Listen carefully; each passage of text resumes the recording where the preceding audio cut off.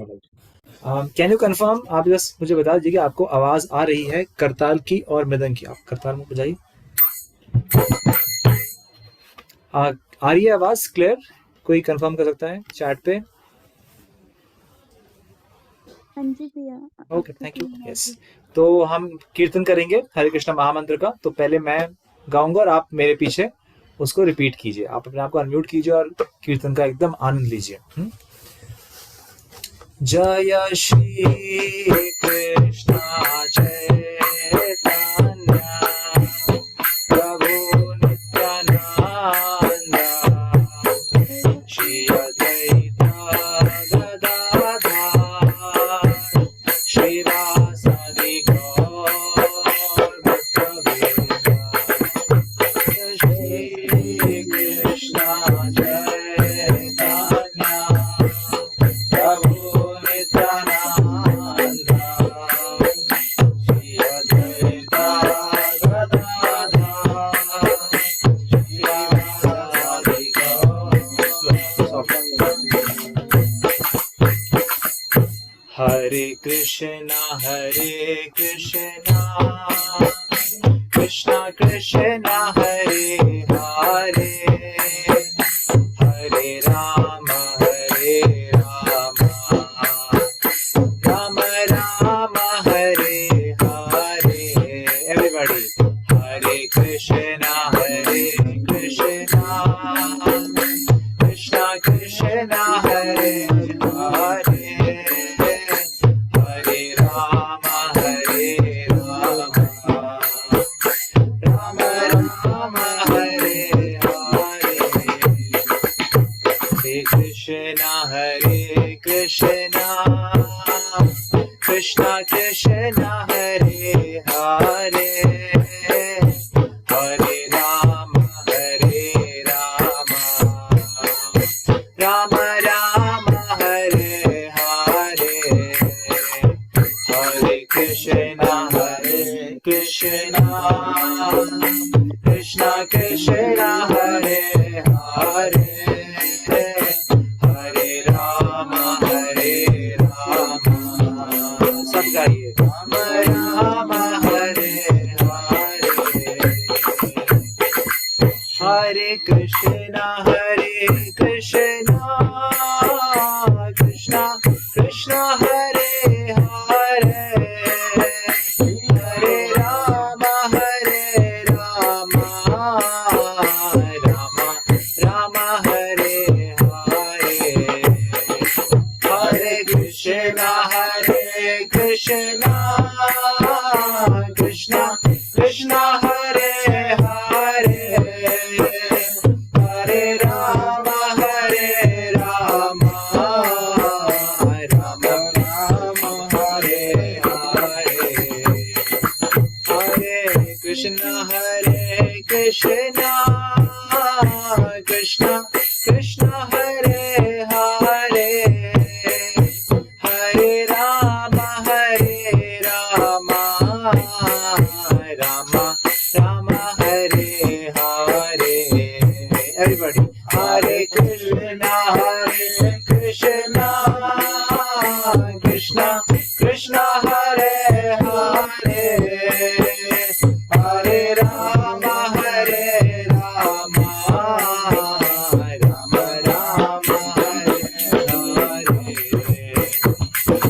हरे कृष्णा कृष्णा कृष्णा हरे हरे, हरे राम राम राम हरे हरे। हरे कृष्णा गाइए। हरे हरे, हरे राम हरे कृष्णा कृष्णा हरे हरे, हरे राम राम राम हरे हरे। हरे कृष्णा कृष्णा कृष्णा हरे हरे, हरे राम हरे कृष्णा कृष्णा कृष्णा हरे हरे, हरे राम राम राम हरे हरे। हरे कृष्णा कृष्णा कृष्णा हरे हरे, हरे राम हरे कृष्णा कृष्णा कृष्णा हरे हरे, हरे राम राम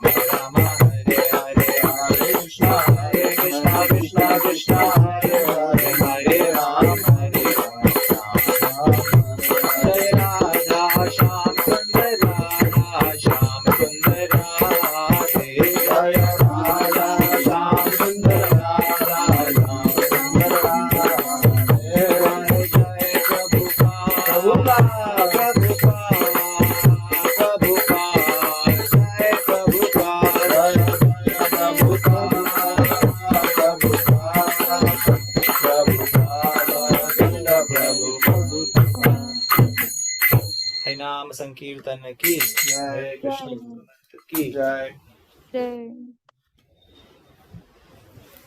वहां से डोर बंद कर देना।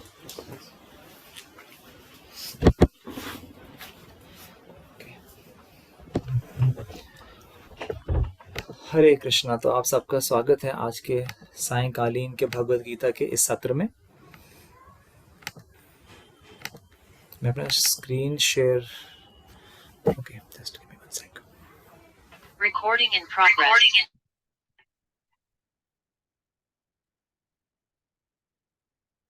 कृष्ण हरे कृष्ण कृष्ण कृष्ण हरे हरे हरे राम राम राम हरे हरे हरे कृष्ण कृष्ण कृष्ण हरे हरे हरे राम राम राम हरे हरे। ओके ठीक है। तो हमने पहले हम शॉर्ट प्रेयर्स कर लेते हैं और फिर स्टार्ट करेंगे। तो आप सबको मेरा स्क्रीन दिख रहा होगा, आप सब हम साथ में प्रेयर्स करेंगे। ओम अज्ञानतिमिरन्धस्य ज्ञानाञ्जनशलाकया चक्षुरुन्मिलितं येन तस्मै श्रीगुरुवे नमः। श्रीचैतन्यमनोभीष्टं स्थापितं येन भूतले स्वयं रूप कदा मह्यं ददाति स्वपदान्तिकम्। वन्देऽहं श्रीगुरोः श्रीयुतापदकमलं श्रीगुरून् वैष्णवांश श्रीरूपं साग्रजातं सहगण रघुनाथान्वितं तं सजीवं साद्वैतं सावधूतं परिजनसहितं कृष्ण चैतन्य देवं श्री राधा कृष्ण पादान् सहगण ललिता श्री विशाखान्वितांश। हे कृष्ण करुणा सिंधु दीनबंधु जगतपते गोपेश गोपिका कांत राधा कांत नमोस्तुते। तप्त कांचन गौरांगी राधे वृंदावनेश्वरी वृषभानुसुते देवी प्रणमामि हरिप्रिये। वाञ्छाकल्पतरुभ्यश्च कृपा सिन्धुभ्य एव च पतितानां पावनेभ्यो वैष्णवेभ्यो नमो नमः। श्री कृष्ण चैतन्य प्रभु नित्यानंद श्री अद्वैत गदाधर शिवास आदि गौर भक्त वृंद। हरे कृष्ण कृष्ण कृष्ण हरे हरे हरे राम राम राम हरे हरे।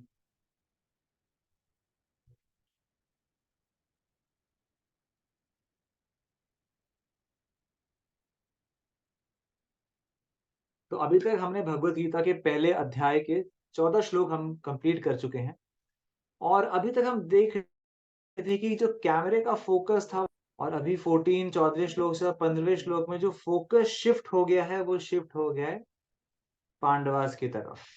और संजय ने पांडवों की आर्मी के बारे में उनके बारे में बताया और हमने देखा कि कैसे अभी जो श्लोक चल रहे हैं उसमें हमें ये पता चल जाता है, ऐसे कुछ लक्षण अभी दिखाई दे रहे हैं जिससे कि ये निश्चय है, ये जीत है वो पांडव की ही होने वाली है। तो हमने स्वयं पिछली बार ये देखा था।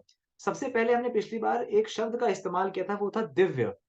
उसका इस्तेमाल हमने इसलिए किया क्योंकि जब संजय बता रहे हैं धृतराष्ट्र को कि युद्ध भूमि में क्या क्या हो रहा है, तो उन्होंने बताया कि भीष्म पितामह ने अपना शंख बजाया, लेकिन केवल शंख शब्द का ही इस्तेमाल किया गया। लेकिन जब उन्होंने ये बताया कि अभी अर्जुन और भगवान कृष्ण ने अपने शंख बजाया, तो केवल शंख शब्द का इस्तेमाल नहीं किया गया, उसके पीछे उन्होंने दिव्य शब्द लगा दिया। मतलब वो शंख केवल कोई भौतिक शंख नहीं बल्कि एक दिव्य शंख उन्होंने बजाए।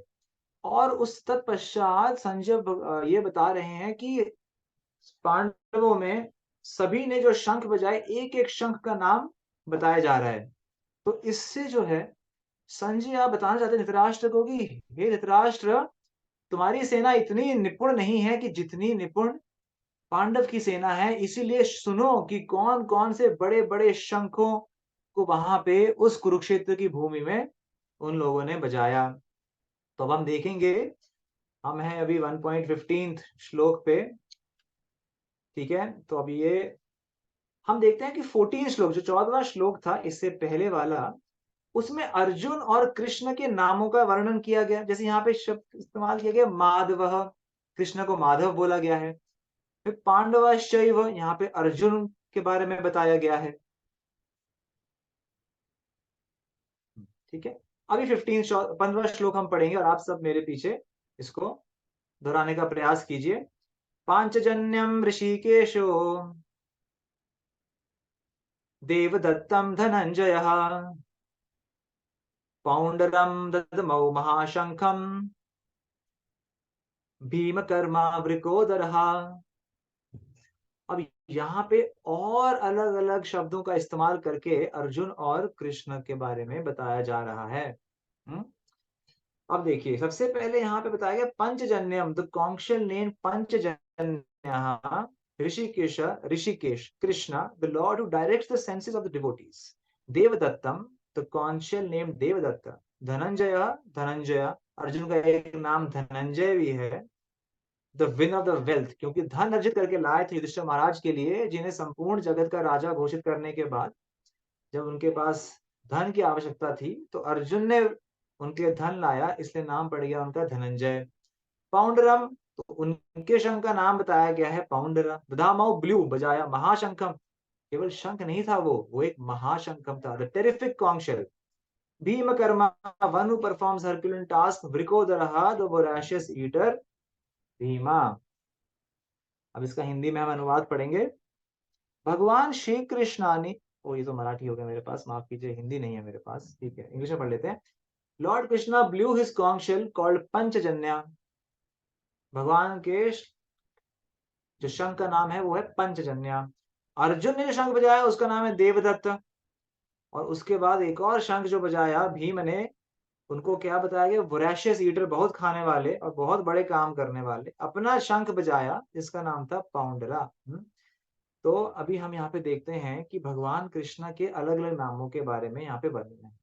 पिछली बार हमने दिव्य शब्द का बहुत विस्तारित रूप से वर्णन किया। आप में से जो वहां पे थे पिछले, क्या आपको याद है कि हमने दिव्य शब्द के बारे में क्या सुना या क्या पढ़ा? आप में से किसी को याद है जो पिछली बार थे? दिव्य शब्द का अर्थात क्या होगा, क्या हो सकता है? मैं रिपीट करने को भी रेडी हूँ, कोई दिक्कत नहीं है। आज काफी नए भक्त हमारे यहाँ आए हैं। Transcendental.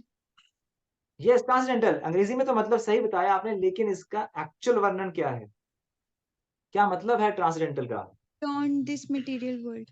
Beyond this material world जो है, इसको जो शब्द है दिव्य, ट्रांसडेंटल, मतलब जो इन संसार के दुखों से या इस संसार के जो चरित्र है, जो कैरेक्टर है, उसके परे हो।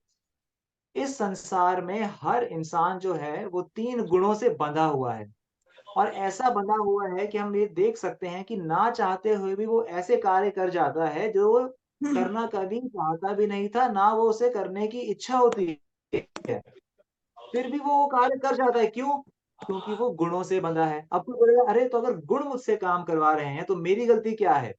तो मुझे क्यों कर्म लगेगा, मुझे क्यों बुरा कर्म लगेगा? क्योंकि उन गुणों में फंसना फंसना है या नहीं है, फंसना है, या कौन से गुण हमारे ऊपर लागू हैं, वो डिसीजन हमारा है। 3 गुण हमने पिछली बार डिस्कस किए थे, सत्व गुण, रजोगुण और तमोगुण। तमोगुण के बारे में हमने क्या वर्णन किया था कि जो व्यक्ति, जो जीव निद्रा पसंद है, आलस्य पसंद है, मांस, मच्छी, मदिरा, नशा पान करना, इसमें रत है, गैर पुरुष पराई स्त्री का संग करना, इसमें रत है, गलत ढंग से औरों के तकलीफ देके जो पैसा कमाता है, इसमें उसको आनंद मिलता है, ऐसे व्यक्ति जो है वो तमोगुण का प्रतीक है। जैसे मान लीजिए उसको चेन से बांधा है, जैसे एक प्रिजनर होता है, उसको चेन से बांध देते हैं तो चेन से बांधा है। फिर है रजोगुण। रजोगुण में व्यक्ति को बहुत काम करना पसंद है, पैसे कमाना पसंद है, बैठ नहीं सकता, यहाँ वहां दौड़ता है, बड़ा ही उसकी जो इंद्रियां हैं वो उसके वश में नहीं है। ये हो गया रजोगुण वाले व्यक्ति का प्रतीक। और फिर आता है सत्वगुण। सत्वगुण व्यक्ति जो है उसको पता है क्या सही है क्या गलत है, और ये शक्ति भी रखता है कि गलत को ना बोल के सही चीज को हमेशा वो यस बोले। Yes to Krishna, no to Maya. उठेगा, समय पे सोएगा, भोजन करेगा, बुरी आदतों से बचेगा, फिलॉसफी में उसको इंटरेस्ट होगा, गीता भागवत शास्त्र पढ़ने में, कीर्तन भजन में उसको दिलचस्पी होगी, रुचि होगी। ऐसा जो व्यक्ति है वो है सत्वगुण। लेकिन सत्व गुण भी इंसान को बांध देता है, तो इसलिए सत्व गुण में आना भी स्पिरिचुअल, या बोल सकते हैं भक्त का लक्षण। सुप्रीम भक्ति वो भी नहीं है। हाँ, गीता में कृष्ण बताते हैं कि अगर आपको भक्त बनना है, मेरी भक्ति करनी, तो पहले आपको सत्व गुण में आना पड़ेगा। वो पता नहीं, लेकिन केवल सत्व गुण में आ गए और भक्त नहीं बन पा रहे हैं, भगवान की भक्ति नहीं कर पा रहे हैं, तो भी इस संसार में वो इंसान फंसा हुआ है। हम कैसे देख सकते हैं? हम देखते हैं कि कई लोग बहुत बड़े पोएट होते हैं। सत्वगुण का प्रतीक है कि वो उनको पोएम पसंद होगी, सिंगिंग पसंद होगी, शांत पसंद होगा, नेचर पसंद होगा। सनराइज देखना है, सनसेट देखना है, ओशन के किनारे बीच पे बैठना है, घूमने के लिए पहाड़ों पे जाना है, बर्फ देखनी है, ये सब उसको पसंद होगा, सात्विक व्यक्ति व्यक्ति है, वहीं रहना पसंद होगा। लेकिन भगवान पे श्रद्धा नहीं होगी, तो ऐसे व्यक्ति को भी हम भक्त नहीं बोल सकते। तो इन तीनों गुणों से परे, जैसे अभी यहाँ पे बताया, इन तीनों गुणों से परे भी एक गुण है, और उस गुण को बोला गया है शुद्ध सत्व। शुद्ध सत्व का मतलब भगवान की भक्ति करना। अब भगवान की भक्ति में ये सारे गुण अगर लगा दिए जाएं तो वो इन गुणों से पार। तो जब तक हम इन गुणों में बंधे हुए हैं, तब तक हम कर्म में बंधे हुए हैं। बुरे कर्म करेंगे तो संसार में आना पड़ेगा भोगने के लिए, अच्छे कर्म करेंगे तो भी संसार में आना पड़ेगा भोगने के लिए। अरे तो क्या दिक्कत है? आ जाएंगे भोगने के लिए, अच्छे कर्म करेंगे, एंजॉय करेंगे लाइफ। लेकिन जो इस मटेरियल वर्ल्ड में आया है, जन्म मृत्यु जरा व्याधि दुख दोषानुदर्शनम, 4 प्रकार के दुख तो उसे आने ही आने हैं। कौन से 4 प्रकार के दुख है? जन्म, बर्थ। हाँ, हम भूल चुके हैं हमारा जन्म कैसे हुआ, लेकिन ये तो नहीं कि वो हम पीड़ा भूल, कि हम उस टाइम पीड़ा नहीं हुई थी। जन्म, मृत्यु आएगी, जन्म मृत्यु जरा, बुढ़ापा आएगा, व्याधि डिजीज, बीमारियां लगेंगी, और हम सबको इन सब चीजों का एहसास भी है। तो चाहे हम किसी भी गुण में हो, इन गुणों में होने के बावजूद भी हम इस संसार में आते हैं, चाहे हम सत्व गुण में क्यों ना हो।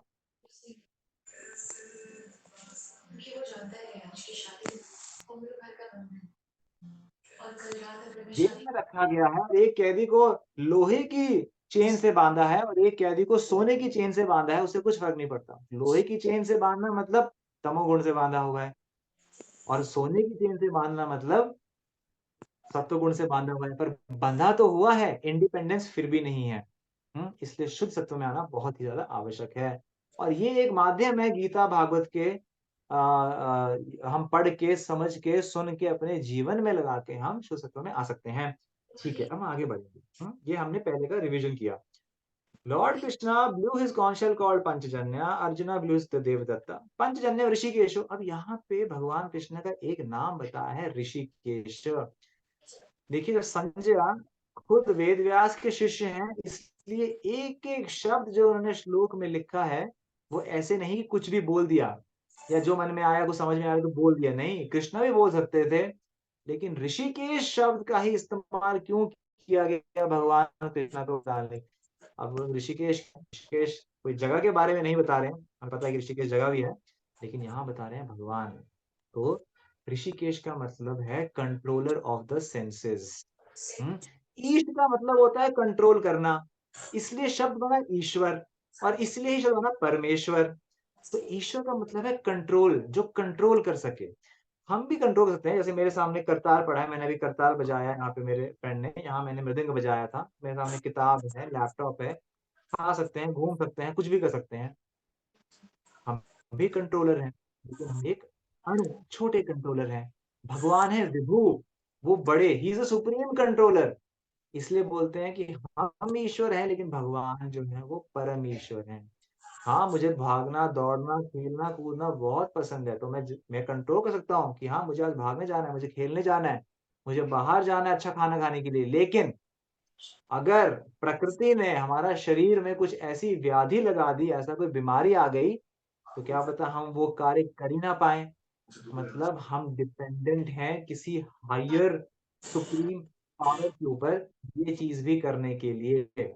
इसलिए हम अणु हैं, भगवान विभु हैं। हम उस समुद्र की एक बूंद के समान है। अब बूंद जो है समुद्र की, वो भी खारी होती है, और पूरा समुद्र भी खारा है।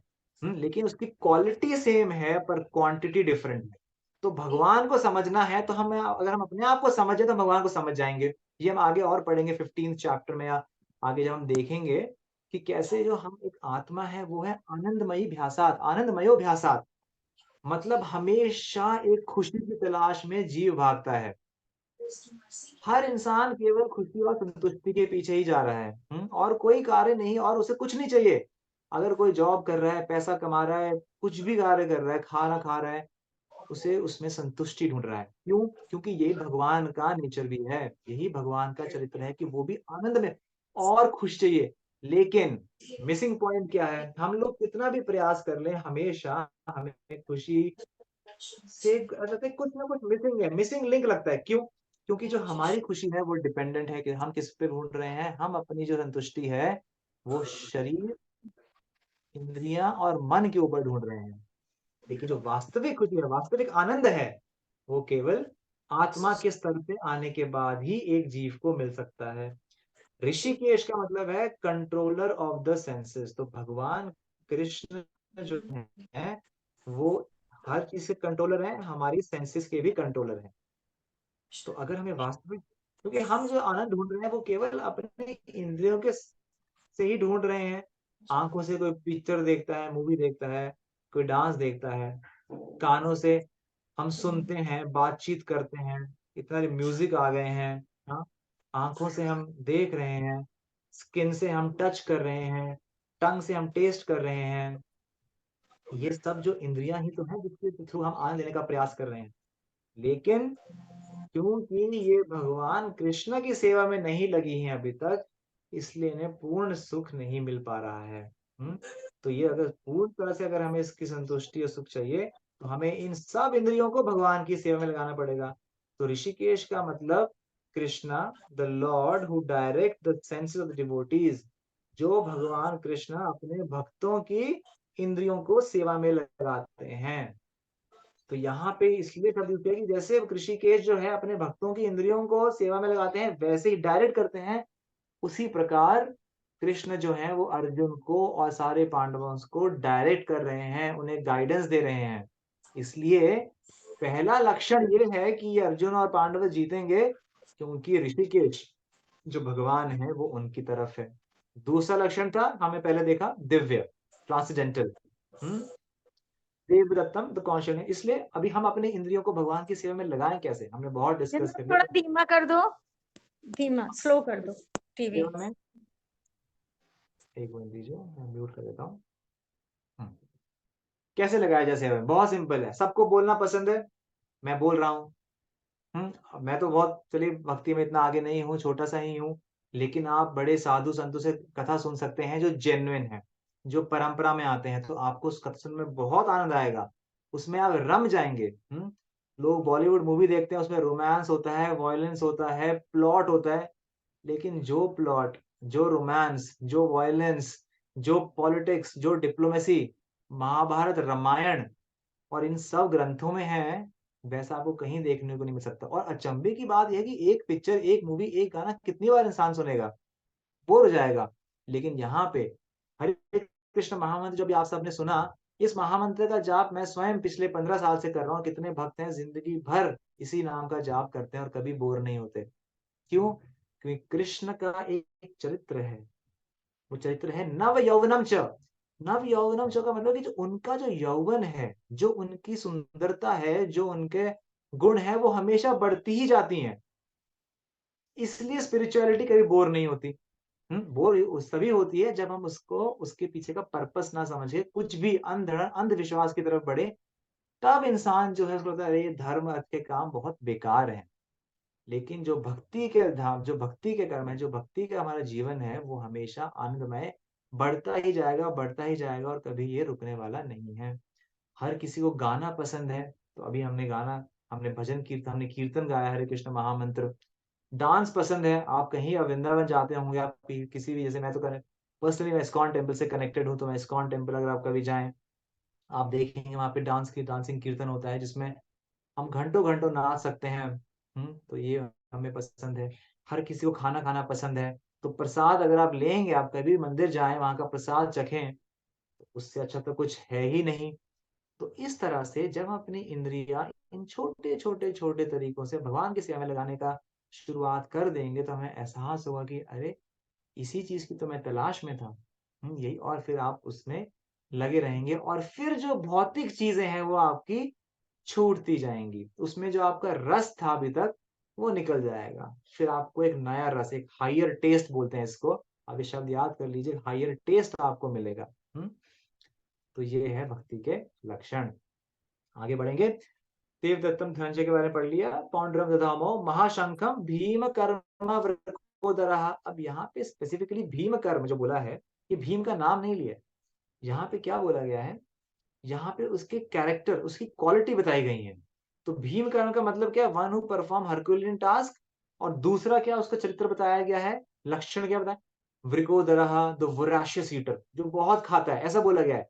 संजय ने यहाँ पे नाम नहीं लिया कि भीम के बारे में बोल रहा हूं, नहीं, वो व्यक्ति उसने अपना शंख बजाया जो कि बहुत खाता है और बहुत ज्यादा पराक्रमी और बहुत बड़े बड़े काम करता है। इस जीवन में भी इंसानों को बहुत खाने का इच्छा होती है, बहुत खाते हैं और अपना बिना मेहनत करते हैं, इसलिए शरीर में फिर व्याधियां बीमारी लग जाती हैं। तो यहाँ पे बोला खाता तो बहुत है, लेकिन हिडम्बा जैसी बड़ी राक्षसी को मारने वाला बड़े बड़े काम भी करता है। ठीक है, तो इसलिए यहाँ पे इनडायरेक्टली भीम का नाम दिया गया है। उसी प्रकार अगर हम ये पर्पट जो आप देख रहे हैं, ये श्रील प्रभुपाद ने हर गीता के श्लोक में पर्पट दिया है, जिससे हम समझ सकें कि क्या इस श्लोक का महत्व है। आगे जाके हम देखते हैं, प्रभुपाद जी बताते हैं कि जैसे बोलते कृष्णा कोई नाम नहीं है। हाँ, कृष्णा कोई भगवान कोई नाम नहीं है, ऐसे लोग बोलते हैं। हाँ, भगवान का नाम नहीं है, लेकिन भगवान के गुणों से, उनकी लीलाओं से ही उनका नाम पड़ जाता है। जैसे यहाँ पे लिखा है मधुसूदन नाम पड़ा। कौन मधुसूदन, जिन्होंने भगवान ने मधु नामक राक्षस का वध किया, इनका नाम पड़ा गोविंदा। गोविंदा मतलब जो गाय को चराएगा, और गो का मतलब होता है इंद्रियां, जो हमारी इंद्रियों को संतुष्टि प्रदान करते हैं, वो है कृष्ण गोविंदा। आगे हम देखेंगे, आपको हाईलाइट करता हूं, his name is Govinda because he gives pleasure to the cows and to the senses. उनका नाम वासुदेव है, क्योंकि वो वसुदेव के पुत्र हैं। His name is Devaki Nandan because he accepted Devaki as his mother। देखिए यहाँ पे कितना सुंदर लिखा है। यहाँ पे ये नहीं लिखा है कि उनका नाम देवकी नंदन है क्योंकि वो देवकी के पुत्र हैं, नहीं, यहाँ पे लिखा है उनका नाम देवकी नंदन है क्योंकि उन्होंने देवकी को अपनी माँ के रूप में स्वीकारा। मतलब हमें लगता है कि क्या माँ है उनकी तो उनसे बड़ी हैं, हाँ, उनसे भगवान ने उनको स्वीकारा है कि वो उन्हें माँ की उपाधि दें। तो हर जीव जो है वो भगवान से छोटा ही है। लेकिन जैसे हमने कहा कि आनंदमय, आनंद कैसे बढ़ेगा किसी जीव का, माँ के प्रति जैसे हमारा कुछ प्रेम है, वही प्रेम जो है वो भाई बहन के प्रति अलग होगा, वही प्रेम दोस्तों के प्रति अलग होगा, वही प्रेम हमारा प्रेमी प्रेमिका के प्रति अलग होगा। तो ये सब जो रिलेशनशिप है, रिश्तेदारी जो हम सुनते आ रहे हैं, जिससे हमें इतना रस मिलता है, ये रस वहीं से, भगवान से ही आ रहा है। हम 15वें अध्याय में पढ़ेंगे कि कैसे जो आध्यात्मिक जगत है वो सीधे पेड़ के समान है और उसी की परछाई हमें उल्टी दिख रही है। जैसे पानी में परछाई उल्टी दिखती है, तो वही चीज है यहाँ पे भी। तो देवकी माँ को प्रसन्नता देने के लिए, उनको आनंद देने के लिए, अपने भक्तों को आनंद देने के लिए और खुद भी आनंद प्राप्त करने के लिए भगवान ने माँ देवकी को अपना माता का उपाधि दी। उसी प्रकार यशोदा नंदन, क्योंकि उनको क्या किया, देखिए यहाँ पे देखिए बहुत अच्छा लिखा है प्रभुपाद जी ने। His name is Yashodanandan because he awarded his childhood pastimes to Mother Yashoda at Vrindavan। क्या शब्द यूज किया है, अवॉर्डेड। अवॉर्ड मतलब उन्हें प्रदान, उन्हें गिफ्ट दिया। तो भगवान की भक्ति जो है वो हम स्वयं प्राप्त नहीं कर सकते। भगवान की भक्ति केवल भगवान अगर चाहे तो ही हमें मिल सकती है। चाहे हम हजारों लाखों करोड़ों श्लोक याद कर लें, या फिर हम बहुत बड़ी बड़ी तपस्याएं कर लें, या सारे वेद शास्त्र पुराण आदि इत्यादि सारे श्लोकों का हम उनको कंठस्थ कर लें, हम बड़े बड़े लेक्चर भी दे लें, है ना, बड़े बड़े पंडाल में बैठ के हम हजारों करोड़ों लोग हम हमें सुन के एकदम अचंभित हो जाएं, लेकिन ये भी भगवान को आकर्षित नहीं कर सकता। भगवान, ये भी भगवान को, ये चीजें भी भगवान की भक्ति हमें मिल जाए, ये भी असफल हो जाएंगी। फिर क्या हमें नहीं करें, हम करें, हम क्यों करें, क्योंकि इस मेहनत से हम भगवान को ये बताना चाहते हैं, कृष्ण को, Krishna I am looking forward for your mercy, कि मैं चाहता हूं कि आप मेरी जिंदगी में आए और आपको मैं प्रेम कर सकूं। इसलिए बोला अवार्ड, इसलिए भगवान अवार्ड करते हैं हमारा, हमारा एंडेवर देख के और हमारी डिजायर देख के। दो चीजें, ओके, डिजायर एंड हमारा एंडेवर। तो भगवान हमें वो भक्ति जो है वो अवार्ड करेंगे। जब किसी जीव को भक्ति मिल जाती है तो ये शास्त्र कहते हैं उसे सब कुछ मिल जाता है, क्योंकि कृष्णा में सब कुछ है। तुम्हारा जो हृदय है वो संतुष्टि की तरफ जाना शुरू कर देता है। तो ये अवॉर्ड करते हैं भगवान हमारे इस मेहनत से। His name is Partha Sarathi because he worked, काम किया भगवान ने, ड्राइवर का काम किया अर्जुन के लिए। Similarly उनका नाम ऋषिकेश ही है because he is giving direction to Arjun on the battlefield of Kurukshetra. ठीक है, तो ऐसे भगवान कृष्ण के कितने नाम हैं? बहुत नाम है। आप में से कोई बोलना चाहेगा, अगर आपको नाम याद आ रहा भगवान का, इन सब नामों को छोड़ के देखते हैं आप में से कौन कितना बोल सकता है। किसी को कृष्ण का कोई और नाम पता है? पुरुषोत्तम। हाँ, पुरुषोत्तम, वेरी गुड। सारे पुरुषों में जो उत्तम है, सबसे बड़े, वो है पुरुषोत्तम, वेरी गुड। और किसको कोई भगवान का नाम याद आ रहा है तो बताइए, उनकी लीलाओं से। नहीं? भैया भी लास्ट श्याम में सुंदर। दामोदर। हाँ जी, दामोदर। दामोदर। हाँ, दामोदर, जिनके उदर में यशोदा मैया ने रस्सी बांधी, दामोदर। श्याम सुंदर, गोपीजन वल्लभ, वृंदावन चंद्र, वृंदावन बिहारी, ऐसे भगवान के अनगिनत नाम है।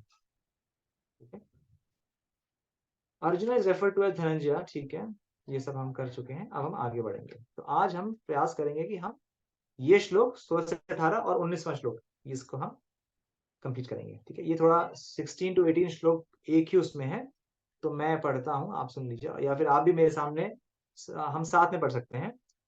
अनंत विजयम राजा कुंती पुत्रो युधिष्ठिरः नकुल सहदेवश्च सुघोष मणिपुष्पकौ। तो यहाँ पे और जो नकुल हैं, सहदेव हैं, उन्होंने जो अपने शंख बजाए, जिनका नाम सुघोष और मणिपुष्पक है, उन शंखों का वर्णन किया गया है। युधिष्ठिर महाराज ने शंख बजाए, उस शंख का भी नाम दिया गया है। कश्यप मतलब काशी के राजा। च परमेशम आशा शिखंडी च शिखंडी च महारथ, महारथी। महारथी का मतलब अगर आपको याद हो तो हमने हमारे सेकंड या थर्ड सेशन में हमने देखा था, दूसरे तीसरे सेशन में।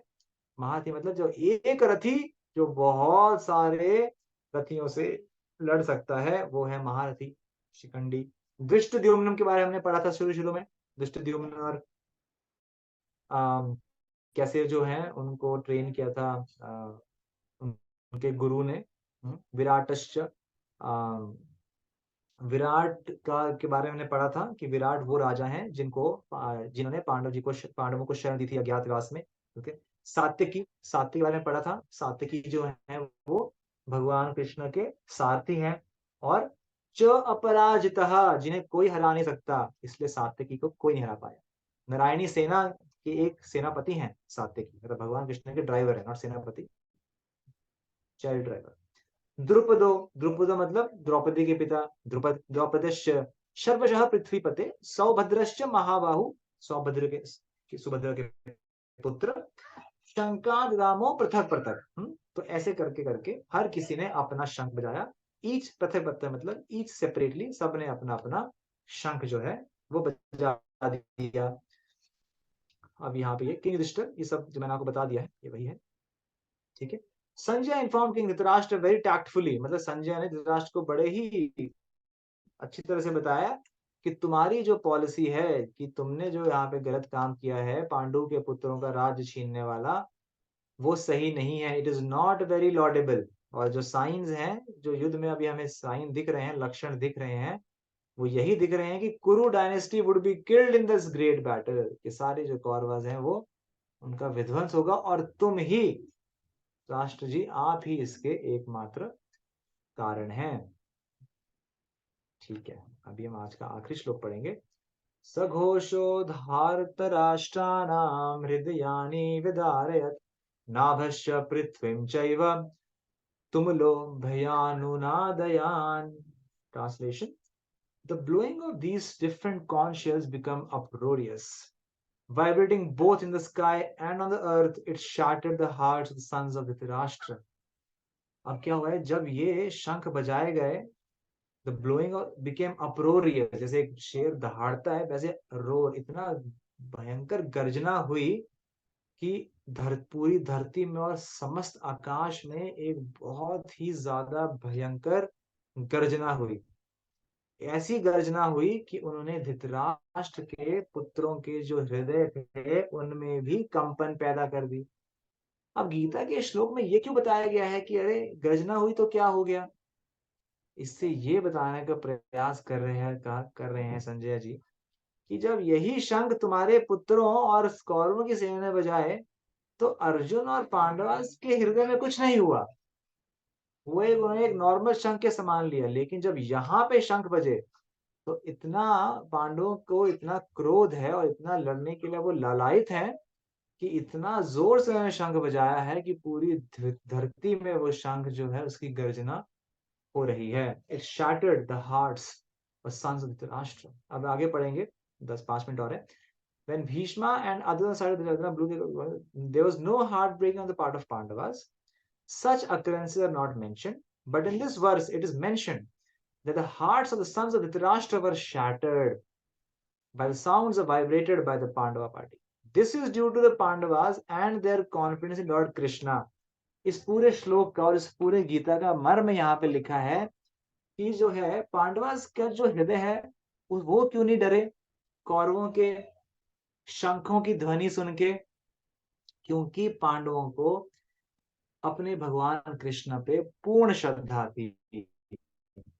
पूर्ण श्रद्धा है। One who takes shelter of the Supreme Lord has nothing to fear, even in the midst of the greatest calamity. जो व्यक्ति, जो जीव भगवान कृष्ण की शरण लेता है, उसे इस संसार में किसी भी चीज से डरने की आवश्यकता नहीं है और उसके मन में वो डर रहता ही नहीं है।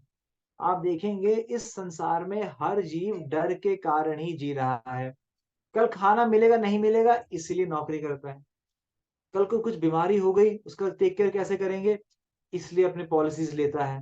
ये बहुत, और हालांकि ऐसा नहीं कि ये गलत है, हमें ये करना भी चाहिए, लेकिन हमें ये बताना चाहिए कि हमारी इनके ऊपर डिपेंडेंसी फुल ना हो।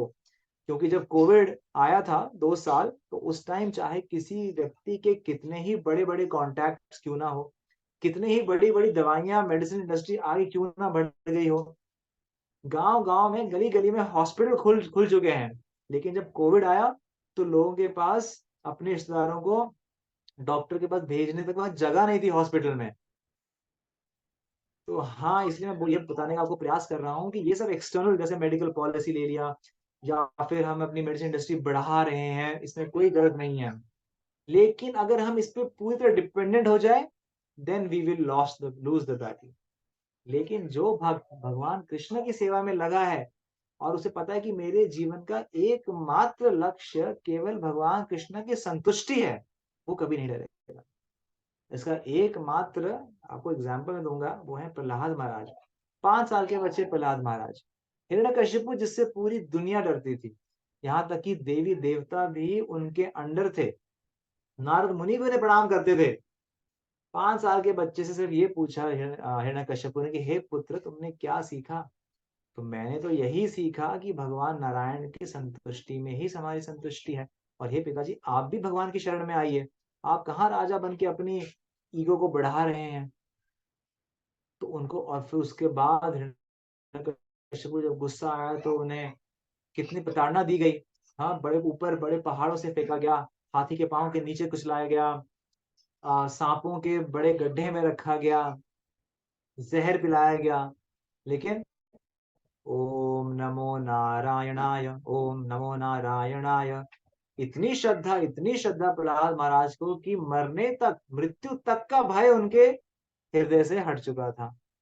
तो ये हम देखते हैं, एग्जाम्पल ये है, क्योंकि इस संसार में पदम पदम यत विपदम न तेषम, हर पद पद में, पग पग में केवल यहाँ पे डेंजर है, एंजाइटी है। ऐसा नहीं कह सकते कि हाँ ये तो बहुत एक्सरसाइज कर रहा है, बहुत योग कर रहा है, ये लंबी जिंदगी जिएगा। हो सकता है कि यस हेल्थ वाइज बहुत अच्छा है, लेकिन फिर एक्सीडेंट्स और कैंसर, जिस तरह से आजकल खाना हो रहा है, हर जगह केमिकल डले हुए हैं, हमें पता ही नहीं कि हम सोच तो रहे हैं कि हाँ ये फल बहुत अच्छा होगा, ये हमारी हेल्थ के अच्छा होगा, उसके अंदर वो कैसे उगा है, क्योंकि हम तो उगा नहीं रहे हैं।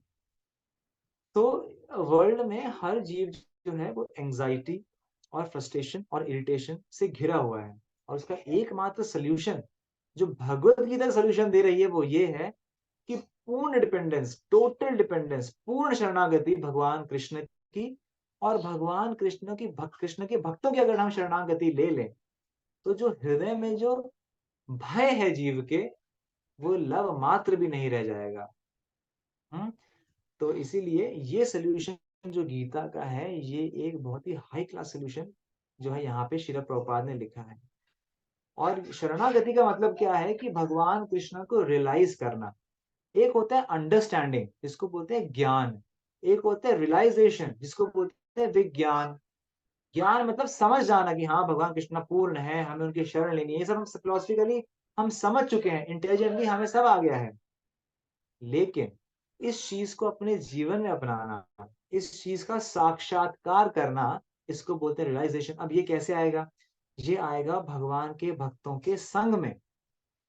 इसलिए बहुत आवश्यक है कि जहां भी हो सके हम भगवान के भक्तों का संग करें। और उस संग में क्या करें? इस कलयुग में एकमात्र जो सोल्यूशन दिया गया है भगवान कृष्ण के साक्षात करने का, वो है हरे कृष्ण महामंत्र का जाप करें। हरे कृष्ण कृष्ण कृष्ण हरे हरे, हरे राम राम राम हरे हरे, हरे कृष्ण कृष्ण कृष्ण हरे हरे, हरे राम राम राम हरे हरे, हरे कृष्ण कृष्ण कृष्ण हरे हरे, हरे राम राम राम हरे हरे। हम नियमित रूप से अगर हर रोज इस महामंत्र का, जैसे आप सब नए हैं अभी, एक माला का आप जाप शुरुआत कीजिए, केवल एक माला, जिसमें 108 बार आंखें बंद करके। और इसका नियम क्या बताया गया है कि जब हम बोले तो हम सुने, इतना ही करना है। और कुछ याद नहीं करना है आपको कि अरे भगवान कृष्ण की वो लीला, कि मैं कल वृंदावन जाऊं, कि अगले महीने जाऊं, कि अब मेरा काम यहाँ है। हमें कुछ याद नहीं करना है, हमें सिर्फ एक चीज करनी है। वो क्या है? कि भगवान कृष्ण, जो हम हरे कृष्ण महामंत्र का जो जाप कर रहे हैं, जो हमारे मुख से जो ध्वनि निकल रही है, वो हमें सुनना है। यही अगर आप ये सुन करेंगे तो आप देखेंगे केवल इस हरे कृष्ण महामंत्र के जप से हमारे हृदय में बैठे जितने भी अनर्थ हैं, जितने भी पाप हैं, वो सब मिट जाएंगे। तो आप इसको अपने जीवन में प्रयास कीजिए। इसकी गारंटी कृष्ण स्वयं देते हैं। आप देखते हैं होर्डिंग्स लगी होती हैं, बिल बोर्ड लगे होते हैं, यहाँ पे लिखा होता है कि अब ये कार खरीद लीजिए, आपको हैप्पीनेस मिल जाएगी, अब ये घर खरीद लीजिए, अब यहाँ पे लैंड खरीद लीजिए, आप इस कॉलेज से पढ़ाई कर लीजिए, आप इस होटल में समय बिता लीजिए, अब ये जाइए। लेकिन कोई बोलता है कि we guarantee that you will be supremely happy here ना, नीचे लिखा होता है नोट, कंडीशंस अप्लाई। लेकिन भगवान कृष्ण कोई कंडीशन नहीं लगा रहे। यहाँ उसे इतना बोल रहे हैं कि श्रद्धावान जान है, श्रद्धावान जान है, श्रद्धा चाहिए बस।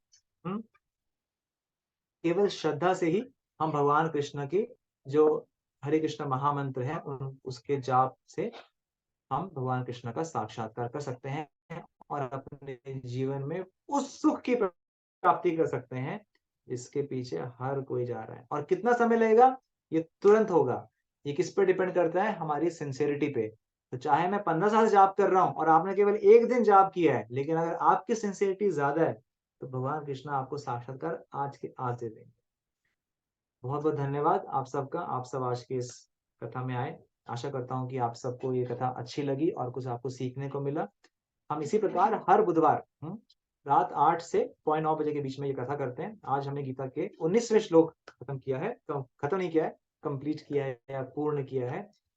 20th श्लोक में अब जो कैमरा मूव होगा वो मूव होगा दो पर्सनालिटीज पे, वो है अर्जुन और भगवान कृष्ण। और अब पहली बार अर्जुन बोलने जा रहे हैं। हम देखेंगे कि उनके बोलने का तरीका क्या है, उनका माइंड, एक डिवोटी कैसे, एक भक्त क्या बोलता है, एक भक्त क्या सोचता है।